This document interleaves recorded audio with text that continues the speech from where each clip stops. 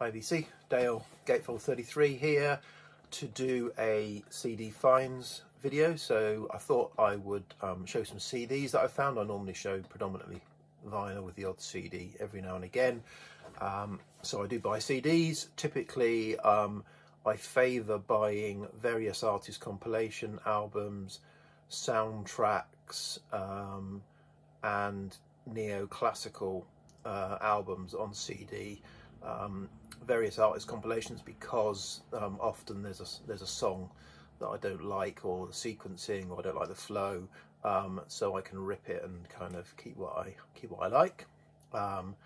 Soundtracks similar. So a lot of soundtracks, sometimes they throw in some random tracks which if you know the film makes sense, but if you don't necessarily know the film or you just want to listen to the music, can get in the way. So again, CD much more versatile, and neoclassical because just the huge shift in dynamic range from almost silent through to very loud. I find records you know, typically too noisy for that medium, so or that genre.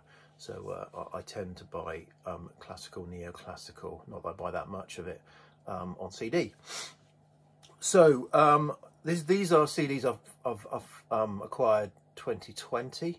So I thought I'd break it up a bit. So the initial one, this first one, is kind of soundtrack related, loosely in some cases. I've just picked 10, or found 10 and a bonus. So let's get on with it. So, and I've done this in the kind of chronologically when I acquired them. So we're going back to the beginning of the year, and this, so music from the Jerry Anderson TV series UFO, by, I'm moving my fingers, Barry Gray, came out, so on silver screen. So yeah, so this is some good sort of funky sci-fi, jazzy music to obviously fit in with the scenes, some drama, some kind of more kind of, I don't know, gentle stuff as well mixed in with it. Really good, really interesting. So really enjoyed picking that up. I'm going to put these, I'll put them there. Next, yeah, slightly weird, not weird, the soundtrack. So this is the Joker soundtrack by, and I'm going to butcher this, Hilda Gudnadottir. Yeah, so bizarrely, I picked this soundtrack up having not seen the film, and I still haven't seen the film. I have saved it to my satellite box, but I haven't actually watched it yet. But the reason why I was drawn to the soundtrack was I did watch the Chernobyl TV series, which she also soundtracked. Yeah, I haven't picked that soundtrack up, so yet. It's on my wish list, my Amazon wish list. I haven't picked it up yet. So yeah, so bizarrely, I watched a TV series I watched. I haven't picked the soundtrack up yet. A film I haven't seen, I did pick the soundtrack up. So make of that what you will. So now, not a soundtrack, but certainly, or not film related, but certainly someone who is film related. So this comp came out. This is a really, really great comp of all, or supposedly all the kind of recorded music or singles by Brigitte Bardot. So yeah, plenty of songs starting from the sort of the Harley Davidson through a number of tracks she did. Really lovely booklet with it as well. Talking, and there's the Harley Davidson, I think, is it the cover for the single. Fantastic. Obviously Brigitte Bardot, one of the most beautiful film stars of the 60s. Yeah, so this is really good. Includes does it include a version of Je T'aime with Serge Gainsbourg that she did as well? But yeah, I'll let her off that. Yeah, some really great stuff. So yeah, really enjoyed that. Back to soundtrack. So I did see this film, 1917. So Thomas Newman, kind of quite a prolific soundtrack artist. So yeah, quite a kind of thought-provoking, harrowing film. Fantastic cinematography with the forgotten what they call it, the single shot sort of way of shooting the scenes. Yeah, really great film to see at the cinema. Remember cinemas? Do you remember those? I'm supposed to be going next week to watch the yeah, on the 5th of November I'm supposed to be going to see the Nick Cave performance that he did, solo performance he did earlier in the year. It's been sort of cinema cast or whatever it's called, you call it, on the 5th of November. So I've got tickets for that. I've had them for ages, but I'm just hoping we hold out. I'm assuming we can go. I'm assuming we have to be out by 10. Don't know how that's going to work, but anyway. So that's that.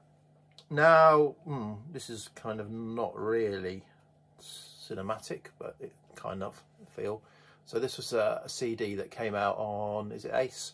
Ace. So I get a lot from Ace. That's where I get all my Bob Stanley stuff from. Ace and Cherry Red put out a lot of really good stuff. So what this is a CD they put out. I didn't really need it. I'm going to say this a number of times over the coming weeks. So all the Scott Walker tracks I had, but what this is it says it's called Scott Walker Meets Jacques Brel. So of those of you who know Scott Walker, he covered a lot of Jacques Brel songs throughout his kind of solo albums. Certainly from Scott 2, Scott 3, Scott 4 did it. And this kind of pulls together the songs that Scott did and then the same songs that Jacques Brel did. So it's really interesting to listen to the two do them. Obviously Jacques Brel did them in French, but some of the same sort of feel to the music. Yeah, so really interesting. Really glad I picked that up. As I say, even though I didn't really, well, I suppose I did need it because I didn't have the Jacques Brel stuff. But that's that. This is a library, so I've bought a number of KPM library reissues that Be With Records have put out that I've kind of, I think I've showcased over certainly this year, but I've had them over the last few years. So this is a compilation called Music for Dance Floors, which takes a number of the KPM library records or tracks that are, if you like, dance floor themed and more upbeat, and compiles them on a CD. Doesn't entirely work for me because of the kind of that blend of different artists, but yeah, really interesting and good to have. Wish they'd do more KPM comps, to be honest.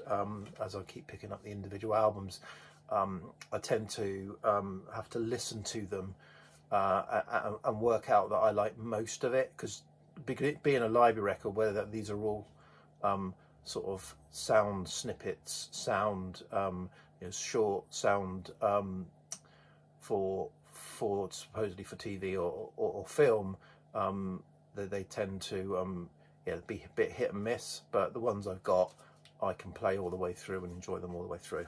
Okay, so can sort of continuing French theme that I've had with Brigitte Bardot and the Jacques Brel. I bought this 3 CD set, Serge Gainsbourg, en studio avec Serge Gainsbourg. It's a 3 CD set, as I said. The one is a selection of studio recordings from albums, some rare, some instrumental, some kind of alternate takes, some unreleased. The third disc is a selection of music from films. He did a lot of soundtracks in his career, so that takes a number of those. Hence, it's in this sort of cinema related showing. And then the middle one is kind of, it says Les Interprètes. So cover versions, interpretations of Serge Gainsbourg songs by all sorts of people. Nana Mouskouri, France Gall, Brigitte Bardot's on there, Francois Hardy, Jane Birkin, Petula Clark. Less successful, that one, if I'm honest, but the first and the third discs, fantastic. Overview. Right, this, don't know why I'm showing this really, but I bought a lot of the James Bond film soundtracks on these deluxe, well not deluxe, expanded CD reissues they've done, and this was one that was missing, and I think it might, I can't remember if it was Richard McCook talking about Aha and the Pretenders song from this that encouraged me to just kind of complete. So I must have 7, 8, 9, 10 of them, and I haven't got this one. It's not my favourite film by any stretch of the imagination, but I thought, no, I'll get this and give it a listen. I still to kind of fully dig into that. I think I played the Aha song, and that's about it. This, another recommendation.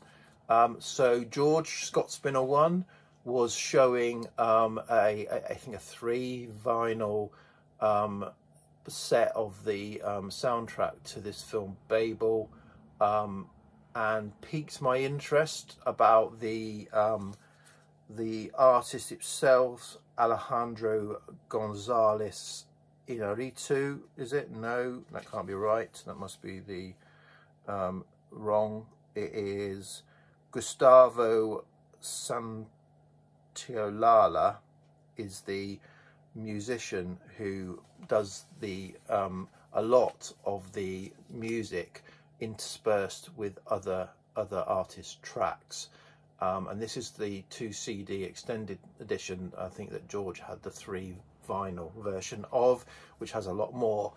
So never seen the film. George piqued my interest, listened to it online, liked the music that Gustavo did, but could take out the things like, I mean, it's got like Earth, Wind and Fire doing September.